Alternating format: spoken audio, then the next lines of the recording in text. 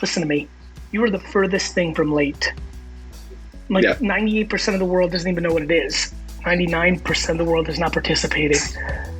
Like, this is just starting.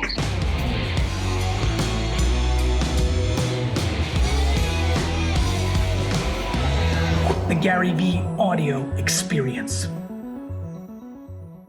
Vayner Nation, how are you? If you've been paying attention to me in any shape or form over the last 9 months, you know how much I am deep into NFT land. One of the things that has really caught my attention over the last 4 to 5 weeks is the thought of, wait a minute, you know, there's 50 to 100 to 200 of these great projects coming out a day now, which is causing a supply and demand issue. And one of my great fears is that people are day trading and really kind of using NFTs as an investment tool, which is great. And I love that stuff. And I'm a businessman, but I do worry about oversupply versus demand, even though I think demand is exploding by the day and people are getting in, buying their Ethereum and other currencies to buy some of these NFTs. I am concerned by the sheer speed of the amount of projects that are out there. And so I've been doing a lot more archaeology work, as my brother AJ calls it. I've been looking back to the olden days of NFTs, which takes me way back to the year 2017 and 2018, when some of these projects started hitting the scene. And one particular project really caught my attention, and I started doing some real homework as I've gotten more and more into the NFT land. Whether it was Chubbies or Fame Lady Squad, I realized, you know, I need to know a little bit more homework about the human behind this project, because sometimes the art is stolen, sometimes people claim to be who they're not, and you know, unfortunately, and you know, unfortunately, when you get a platform, it's required a little bit more homework before you yap. Even though I make 100 trillion videos on Twitter and Instagram and on this podcast saying, please don't buy what I buy things for different reasons. I'm trying to learn. I'm not, you know, I'm playing a different game. Plus, I've spent years, and I mean years, on, you know, putting myself into a position to be able to afford to take risk. And so even though I say all those things, people kind of jump. And so I start doing more homework than ever. And during one of those, I call them bingers, because I get into something and I'm just in it. And I discovered this incredible project, CryptoStrikers, that I was really fascinated by. On OpenSea, they're called Wrapped Strikers. We'll go into that in a minute. And now I do the kind of homework where I reach out to the individuals behind it. And that is how I met my guest on today's podcast. And I asked Gianni to get on the show mainly to talk about 2017-18 NFT land, because as you know, if you're listening, I think history tells you the future. And I think there's a lot to glean from the people that launched projects in 2017 and 18. And so I thought this would be a great opportunity for a lot of you to learn about that era, even though it's 5 minutes ago, it's a billion years ago. I mean, I saw World of Women, a project I'm very into today, tweet that, you know, we launched our project a month ago. We want to thank everybody. I'm like, Jesus, that felt like 600 years ago. And so I'm really excited for this guest to be here. And so, my friend, why don't you take the floor, tell everybody who you are, a little bit about yourself, and a little bit about how the project got kicked off. Yeah, awesome. Super happy to be here, and kind of this has kind of caught us by surprise because, as you said, you know, CryptoStrikers is a 2018 project. We, my partner and I, Why don't you tell everybody who you are? I apologize. Oh, yeah. Tell them your full name, your background a little bit, and then we'll get into Ben and all that too. Sorry. Cool. Yeah, no problem. My name is Gianni Settino. Born and raised in Montreal. Studied computer science. I was working at a fantasy sports company called Draft that ended up getting acquired in like early 2017. And I basically at that point like took some of the money from the exit and just like I wanted to, you know, just do some research on crypto. I put it into Ethereum, and Ethereum just like skyrocketed from there. And I was like, all right, you know, now like a large chunk of my net worth is in this thing. I got to learn about it. I actually got to do some research and figure out what it is, what's going on with this kind of this new world of smart contracts and programmable money. So I started doing a deep dive. You know, at the time, the big rush with ICOs, the trading ICOs back and forth. But really what caught my eye was late 2017 was Cryptokitties, which was the first, you know, kind of mainstream NFT project. So yeah, it was the first one. It was the first one I ever, you know, I also bought ETH a couple years earlier. CryptoKitties was the first thing that I'd ever heard of. And I really want to, not regret, because I just don't have that gear in me.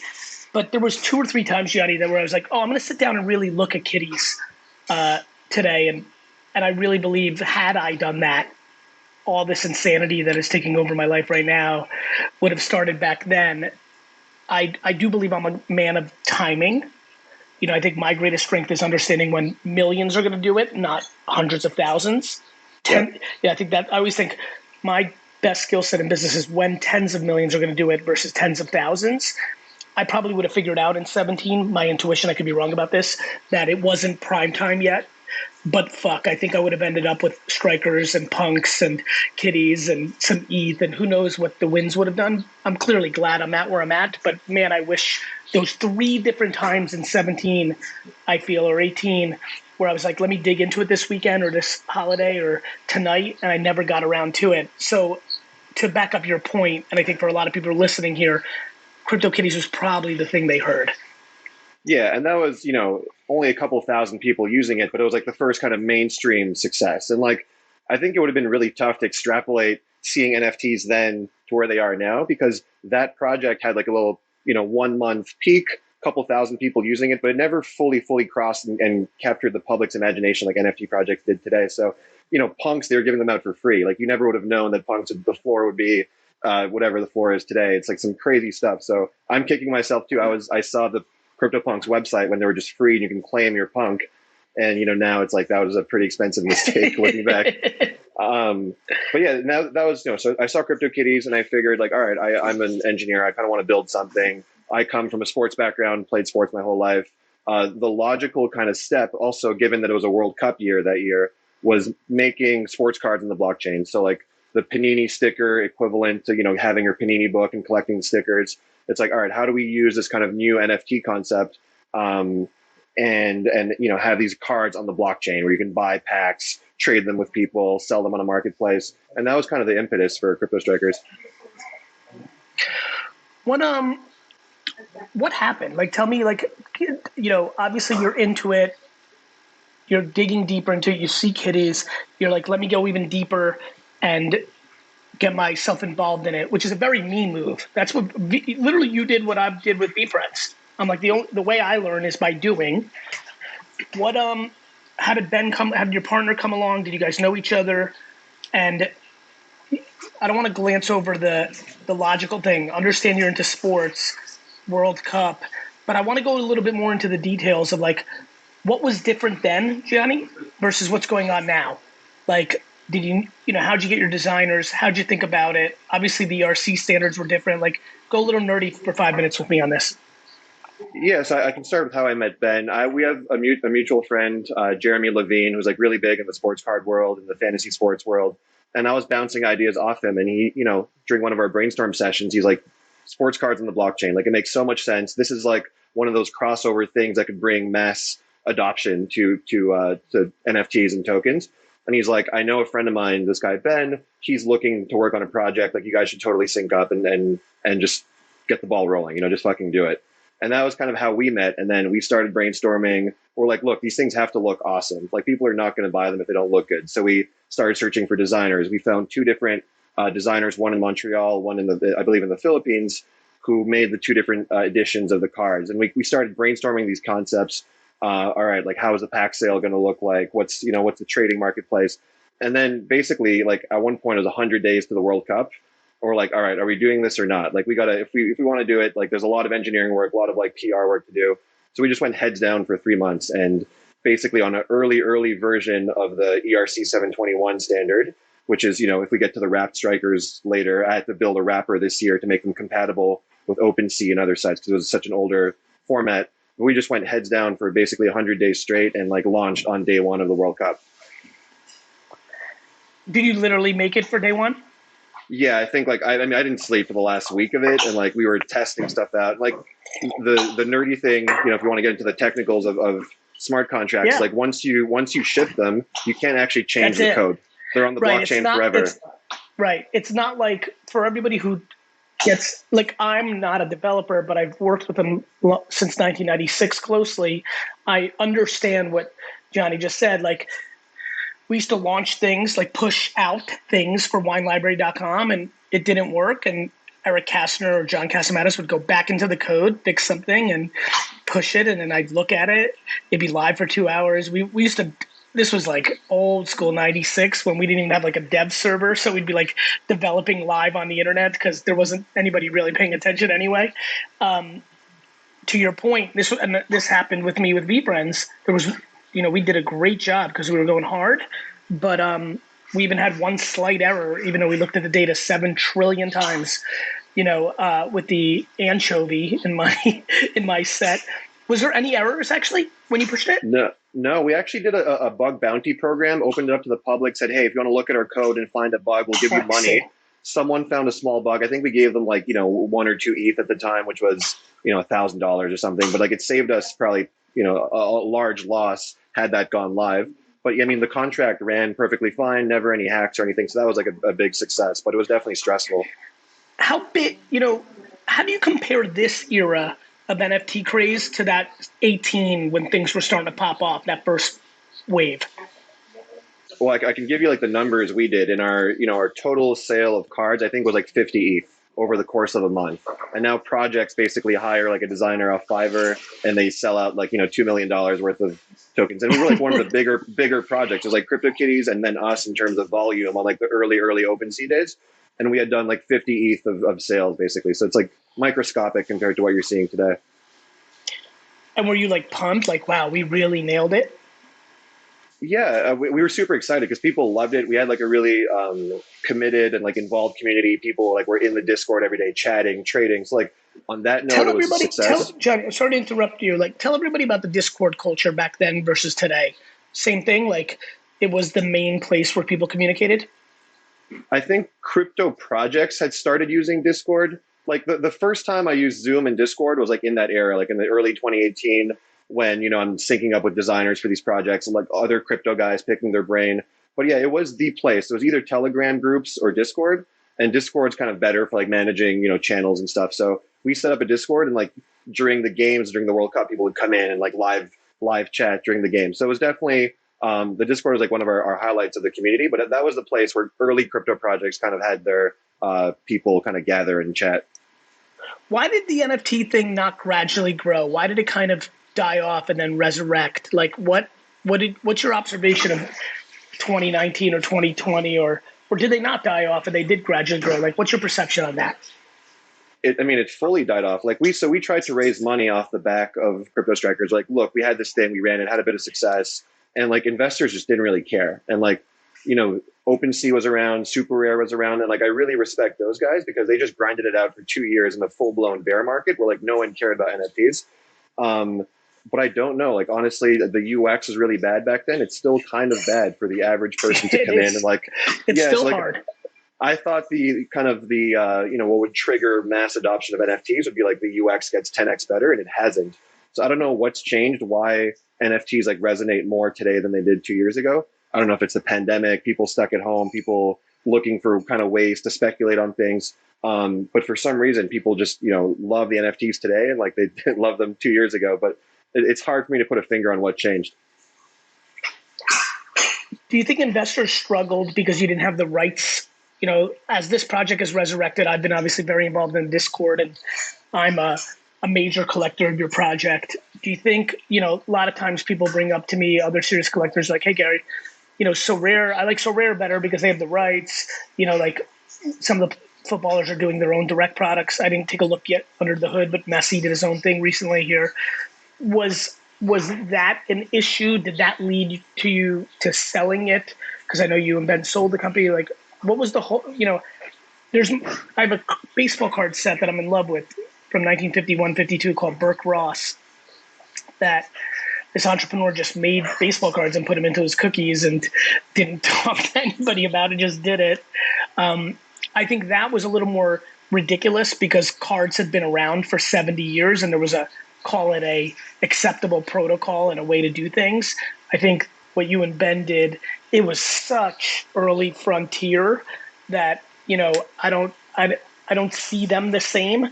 I think that entrepreneur in the 50s was a little bit more aggressive. I think there was a little bit, even think about what you just said. We had one of the most successful projects and we did 50 ETH when ETH was $500, right? So I'm just curious from that perspective, do you feel that was the interpretation? And what has been the history of the fact that, you didn't do this screw fee for the players? Yeah, I mean, the goal was always to kind of validate the concept and then, raise some money and then, do either partner with an Go back. existing, Yeah. partner with an existing card maker. Like we had very high level talks with Panini back in the day. We had, we did talk to some other companies that were rights holders, and that was the path we were going to pursue.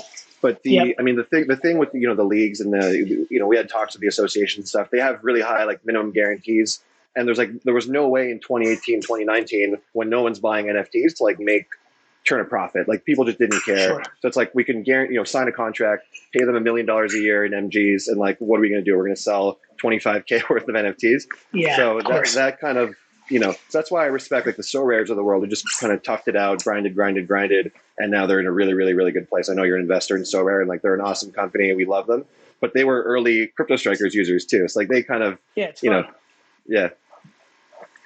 But so let's talk about the resurrection. So you're living life. You did this once. I'm sure, back in the day, you leave the space, I assume, because there wasn't anything going on. And that's at least what I can assume from what I've seen from afar. All of a sudden, this, NBA Top Shot hits in the fall of 2020. Punks starts having things happen in March of 2020, then June of 2020, then the fall of 2020. And then shit gets completely batshit crazy in early 2021. You got characters like me and Cuban on CNBC. You got people selling for 69 million. Top Shot Punks go to this. And now we're in full-pledged hysteria 9 months in. When did it register for you that, oh shit, this thing that I was so prominently involved in is coming back? Pretty early. So I mean, I left the space in the sense that like that my day project, what I work on for my day job, is not crypto related, but I'm still like super close and following the space. A lot of my friends still work in crypto, so I was like well aware of what was happening in NFTs. I was one of the early, probably first 100 users in Top Shot. I was in their beta, so seeing all this, and then January, February 2021, you see NFTs going crazy. You're like, man, I had an NFT project 3 years ago. How do we start bringing this back? Like, how do I not miss this wave? So I was on vacation with my girlfriend. I wrote the wrapper contract just to get the cards working with the new exchanges. And it was just like a slow process. Explain. So everybody, when you look for this, you got to go to OpenSea and go to wrapped strikers, not crypto strikers. When you search it, explain what wrapping means. I know it's a little nerdy, but in its most simplest form for everybody who's listening. Yeah, so wrapping is when you basically take an asset and you lock it up in a smart contract, and the smart contract gives you a new asset that is compatible with a new protocol, a new website.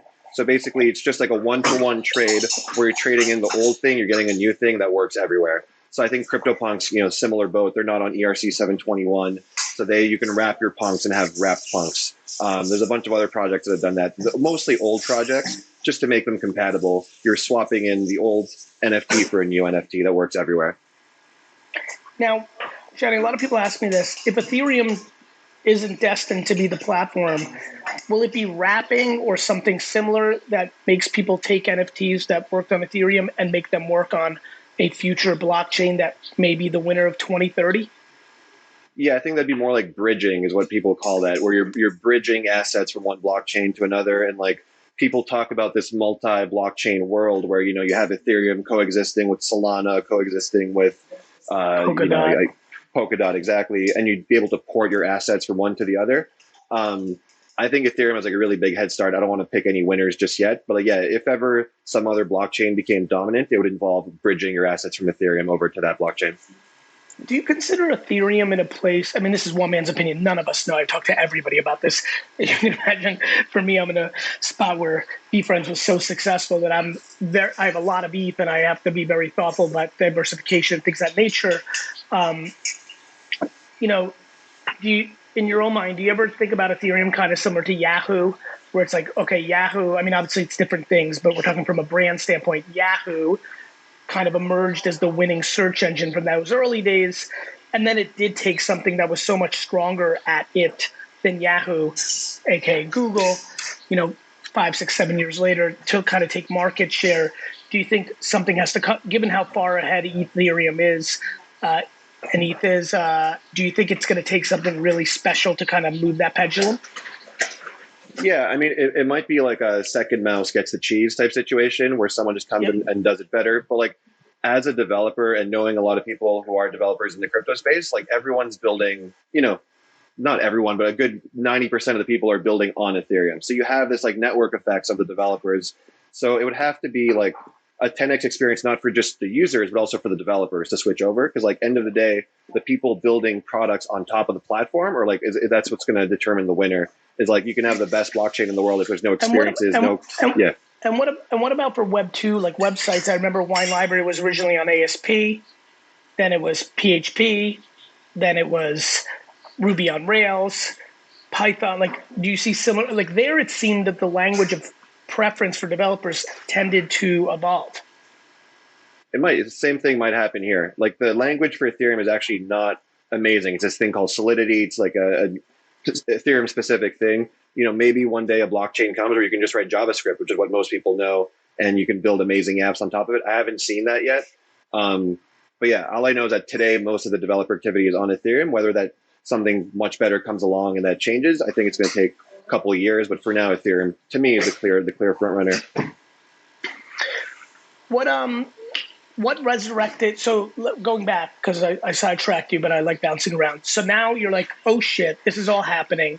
I have this project that is my baby, of course, like any project. I'm going to write a wrapper for it so that the people that are sitting with it can show up on OpenSea. So I assume that's where you were going earlier. That's what you did. Tell me what happened from there. Well, I mean, from there, it kind of just sat pretty quiet until you found it, to be honest. I was sitting in the Discord one day, and people were like, "Yo, who's this?" Is that right? Is that right? There was no other like blip or two? There was one small spike, I think, the Thursday before you found it. It kind of like we did 60 ETH in volume that day, and then it came back down. Had a little bit, people were rediscovering these old projects. We had a little spike, but then I think the Ether rocks came out, and like everyone rushed into the rocks. But then you started buying up, and I guess you did on your public wallet. People noticed. And then that just snowballed into madness. But it was basically you, to be honest. And tell me the story. What was happening for you on your end? You're like sitting there and... I saw messages in the Discord, and like someone was like, "Yo, who's buying up all these cards?" So I hop into the OpenSea activity, and I'm looking at the history. I'm like, man, this guy's like buying, 1 ETH here, 2 ETH, and like loading up. And then someone's like, "Oh, you don't know who that is? That's Garyvee, by the way." So I started doing some digging, started piecing together the mystery. And then I saw, I believe the same day Logan Paul was buying. I'm like, all right, something's up. Something's got to give. And then, obviously you reached out to me and we started talking. Yep. But that was kind of like, someone noticed it in Discord. I did some digging and I was like, all right, like what's going on here? And so now what's been happening the last 2 weeks? I mean, we just had these crazy days. Like I think we were we were top 10 NFT projects for a couple of days. I think now we're like top 15. We did more volume than like Zed Run, Top Shot, So Rare for a couple of those days. You had, the DraftKings guy, Matt Kalish. Yes. You had you had Logan Paul, you had Steve Aoki, like seeing all these blue checks buying cards. It's been like really, really crazy. I think it's slowed down a bit from that peak, but I think people have kind of... It's been interesting to watch the ebbs and flows. Like, it's funny, like going through patterns now. There's so many projects. It's like moments, and then like one thing happens, and everyone gets crazy again. It's been interesting. What's been fun for me is seeing a lot of old accounts wrapping in. Yeah, like, we've been tracking that number, the wrapped percentage, basically. So, I mean, just more context for people who are not familiar with CryptoStrikers. There was 10,261 cards total that we minted in 2018. So we sold them for a month. Those cards. By the way, you know what? I forgot that. Are you 10261? Yeah. You know what's wild about that? No, I know that. But the original, right? Yeah. That was VFriends is 10255, which is wild because that's just very unusual numbers by today's world for us to be that close within each other. I like that. Keep going. Well, the crazy thing is like all these projects today, they do 10,000 on purpose. They like, all right, like we're creating the supply of 10,000. We just like sold all the cards we could. And once the World Cup ended, we just stopped selling cards and it just landed at that number, which is like kind of the Wild. standard NFT number today is 10,000. We just got there by some weird accident. And I guess you guys probably got there by accident too, but yeah, that's No, close. no, I was very affected by punks. That was the thing I most aped into in January. And so I was aiming towards that number, but I did characters with, 20, then 8, then 5, and just kind of the math worked out that way. And I was like, fine. I'm also like not that anal. I'm like, who cares? Like if it ran a little over, it is what it is. So what's the state of the union right now? Like, what are you thinking about? Because you sold the company, right? We sold parts of it. We sold some of the assets. So it was actually a company that had raised money to go do licensed NFTs. And then the bear market hit and we kind of pivoted to other stuff and mostly in the sports gaming, sports betting world. But they own certain assets stayed behind in the LLC. So, I mean, Ben and I are talking because obviously now we got all these eyeballs on the project. Like, what do we do with it? What are the options? We haven't figured it out. We both have day jobs. So it's kind of tough to manage this project, which we thought was in the past and what we're currently working on. But we're evaluating a few options. We definitely want to like be supportive and be helpful where we can for all the people who bought cards recently. You guys have been great custodians in Discord, if nothing else. And to remind everybody who's listening, just because the way it worked back then, there is no royalties on this. Plus, they sold it. I don't know what, but there was no royalty contract, right, Gianni, on this. No, we didn't turn those on OpenSea. Yeah, Gianni, was that common in 17 and 18, the royalty component, or no?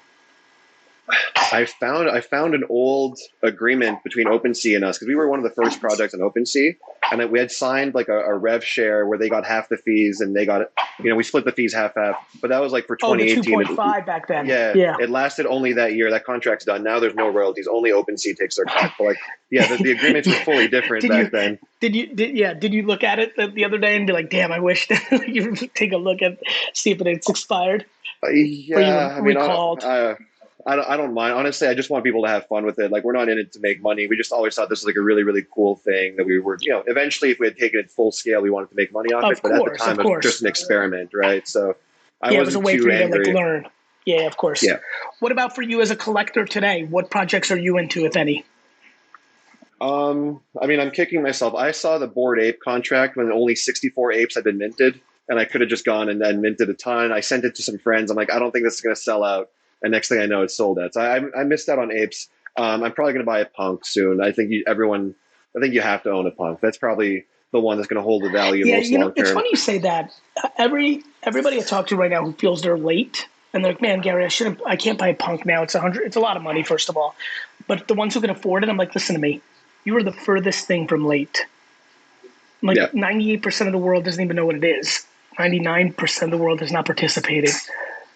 Like, this is just starting. And I agree with you on punks for that reason. Yeah, I think that's the one. It'd be really stupid for me to be in NFTs to the extent that I am and not own a punk. So I got to figure that out and buy one pretty soon before the floor I think you should. Goes up another 10%. Yeah, I think exactly.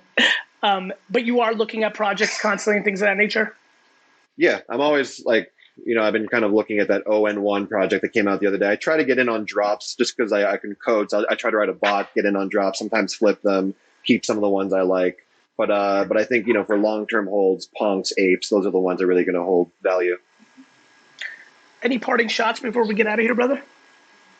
No, dude, it's been awesome getting to know you. It's been awesome. You've been like really involved in our Discord. So people are always stoked when you drop in and say hi. So don't be a stranger. I'm happy to. I won't.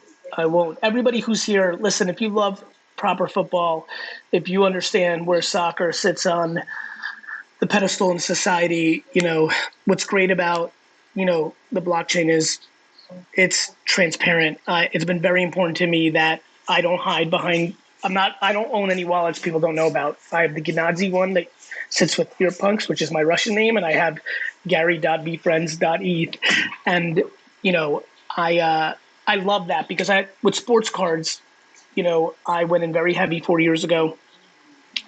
And just the amount of people that want to just start rumors of like Gary selling these behind the scenes and pump and dump. And I always like my reputation is my life.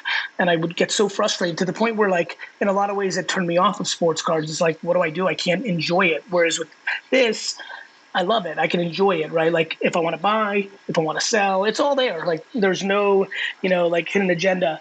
And I'm very fond of your project. I mean, thank you so much for introducing me to the artist who did the iconic work. Like, I FaceTimed him today, actually. Was it today or yesterday? Today. I'm trying to, like, help him and bring him, do some work with him. Like, just love his art. Thought he did a great job. And, like, my Ronaldo and Messi, like, iconics. Like, I'm completely obsessed with your project. The way you structured it, the Mbappe's with the star. And very honestly, like, maybe this is probably counterproductive, but I love being honest with my audience. I'm loving this little lull. I've noticed this being a pattern. Explosion, little lull. Explosion, little lull. I've seen it with punks now for 9 months. I see it with Beat Friends right now. I think Beat Friends is like an interesting lull opportunity right now. But I'm enjoying this lull. I'm hoping to see how long it could go, because I'm surely not done adding to my Strikers collection. So I hope we cross paths a bunch in the future, brother. And congrats on putting together one of the projects that, long after both of us are gone and people dig up the bones of this era, this is going to be one of the projects they point to. For sure. Thanks, Gary. This has been great. Take care. YouTube watcher, what's up? It's Garyvee. First of all, thank you so much. I hope you're doing super well during these times. I also want to ask you, please subscribe, because my commitment and exploration of YouTube is about to explode. Stories, polls, more content, more engagement, more surprise and delight. This is the time to subscribe. I hope you consider it, and I hope I see you soon.